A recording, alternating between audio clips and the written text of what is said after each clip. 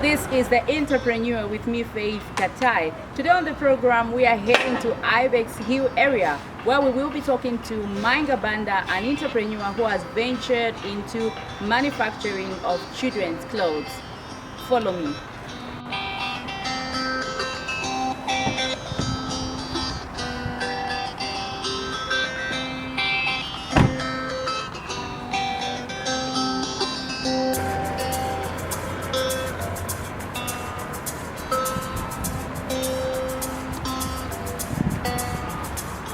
Good morning, Madam Banda. This is Faith from Zanis. We are on our way coming now. We wanted the directions to your place.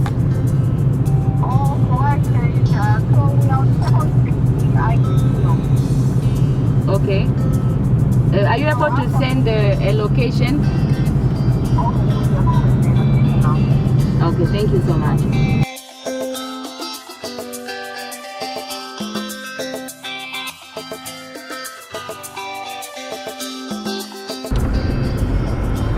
Take the second left. Second left.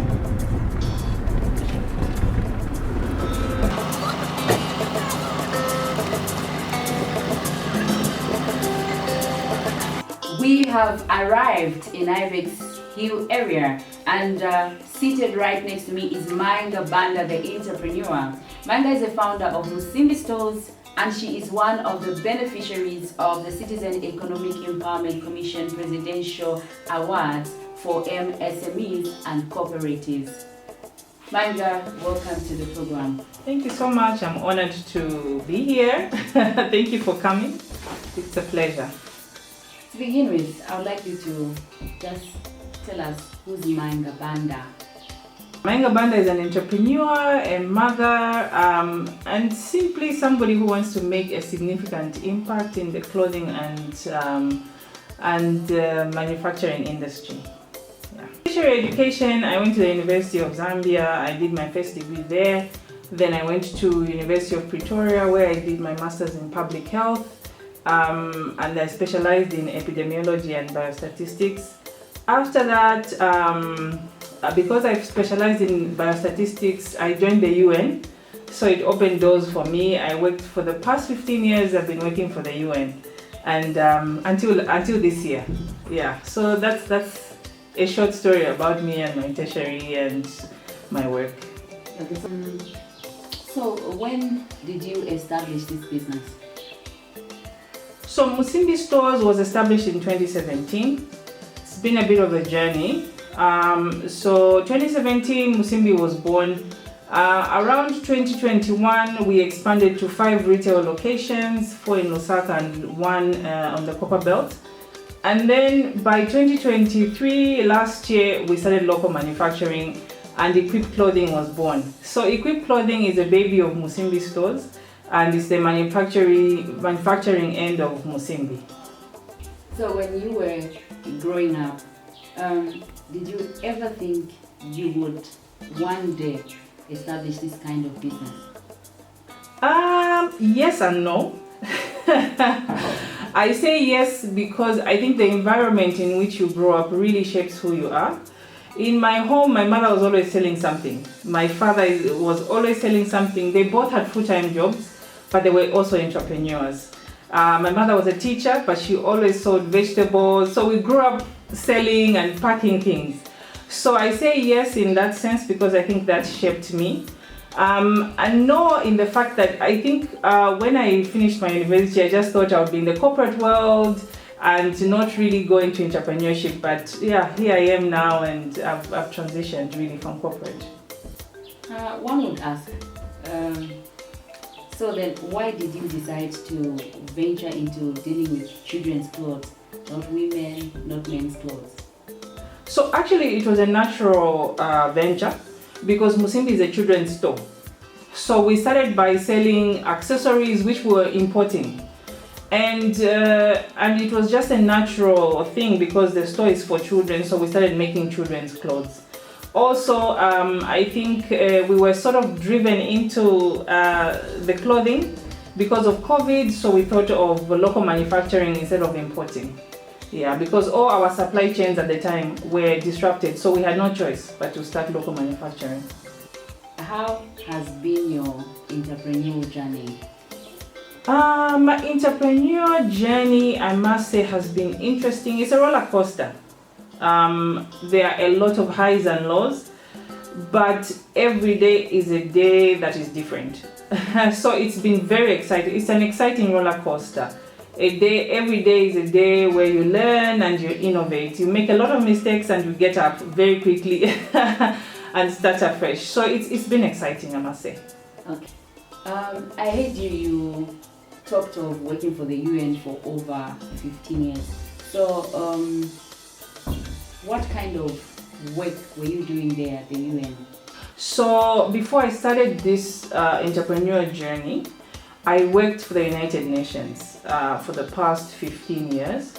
So my job there in the corporate world was to monitor and evaluate development programs.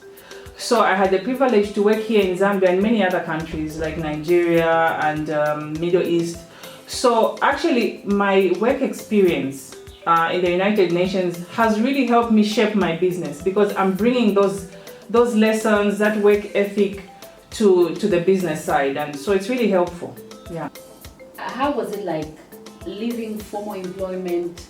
How easy was this decision? It was very difficult. It was very, very difficult. I wish I could say it was easy, but it was not.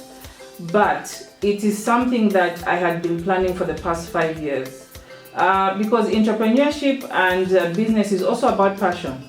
So eventually the business side took over my corporate side, and I had no choice but to stop, but it required a lot of planning. It was something that I planned over a period of 5 years, and eventually I made the decision. I'm aware that you are one of the winners for the Citizen Economic Empowerment Commission Presidential Awards for MSMEs and Cooperatives. So what was this award all about? Are you able to explain to us? Yes, absolutely. I think when people recognize it's a beautiful thing, and it's so recently we got first prize on the most innovative entrepreneur by the Citizens Economic Empowerment Commission. I think when you're doing your business, sometimes you think nobody's watching, but we were very, very happy that we got this first prize, and it shows that people are watching. We are going the right way, and we're doing good things in terms of manufacturing. There are very few manufacturing entities actually making clothes ready to wear that we are selling in stores. So we are very proud of this, very, very proud of this achievement. We now go on a short break. Stay tuned. This is Mutalina Chilima from Smokehouse. Keep watching The Entreprenuer on the News TV. Welcome back. You are watching The Entreprenuer, and we are featuring Mainga Banda, one of the winners for the CEEC Presidential Awards for MSMEs and Cooperatives, and she is also a founder of Musimbi Stores. Mainga, back to our interview. I understand you started your business by ordering clothes from China. What led you to start manufacturing your own products yourself? Okay, so yeah, we started ordering actually from China, just trading. We were just importing. But when COVID happened, during COVID and post, we had a disruption. We couldn't bring things in from China. So we had no choice. So we said, in order to survive the business, let's start local manufacturing. So we only started with simple things like uniforms.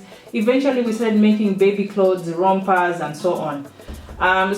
So we were sort of pushed by COVID, but it was a good move for us. So we've grown from there. Now we are making t-shirts, we're making jeans. And also I think we've seen the benefits of local manufacturing such that we don't have to make large quantities.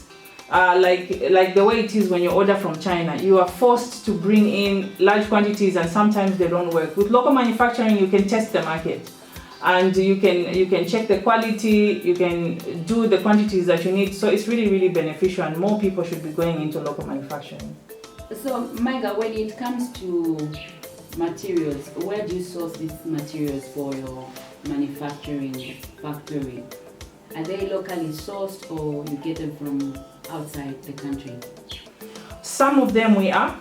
There are some local vendors that sell fabric, but as you know, there is no textile industry that is manufacturing textile in Zambia, so we have to import some of them. And some of them we import from Asia and some of them from South Africa. But when we can source locally, we definitely do that. Let's talk about the challenges. What are some of the challenges you have faced in your business and how do you manage to overcome them? So I'll bring it to the manufacturing. I think one of the challenges that we've actually faced is skills. Lack of the skills that we really need to manufacture the clothing that we want. We have seen that even if the young, they are youths, they are going to these trade schools, but I think the curriculum needs to change a bit because the training that they receive, there is a gap between what we need in terms of manufacturing because we use industrial machines. Sometimes in their schools they don't have those machines, so that has been a bit of a challenge. But we have also received help from Teveta and USADF and some other organizations to train a group of youth that we are actually working with, and we've been privileged to have that. Great. Yeah. In this business, how many people have you empowered? Okay, so recently we have a staffing of 52.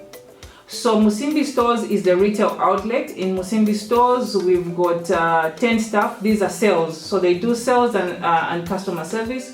On the manufacturing side, we've got 40 employees. So it's quite a significant number, and we work with young people and we are growing, and it's really nice to see these young people doing extraordinary things, really. Talking about customer care, as an entrepreneur, how do you exhibit good customer care? Yeah, I think we listen to our customers. That has been the biggest lesson. I think most businesses also fail because they don't listen to customers. For us, when something is not working, the customer says it and we adjust accordingly. So I think listening to customers is the biggest thing that we do. Yeah. 5 years down the line, Mainga, where do you see your business? Yes. 5 years down the line, we see our business being one of the big retailers, selling locally made clothing for children and women. We are really determined to achieve that. We want our clothes that we're making locally to be in the malls, in our stores, and the general public is just walking in to buy it and they are proud of that. So this is where we see ourselves. What advice do you have for entrepreneurs who are watching this program right now? So my advice for entrepreneurs watching this program, let our Musimbi and Equipped clothing story be a story of hope. Because it can be done. A lot of us young people must go into local manufacturing. It's really beneficial. And the biggest thing is really mindset. This is what is setting us apart from other countries that are manufacturing products. It's just a mindset change. So I really encourage the general public out there. As we come to the end of the program, what are your closing remarks? Closing remarks, Faith, are that I think as Zambians, let's believe in ourselves and the things that we are doing. Let's believe in local manufacturing. You won't believe it, Faith, that almost 50% of schools in Zambia are importing uniforms. We have the capacity to make uniforms. Let's believe in ourselves as Zambians and let's support local. I think this is the future. Yeah. Thank you. Viewers, that is all we had for you on The Entrepreneur. On behalf of the entire Zanis production team, my name is Faith Katai. Enjoy the programming.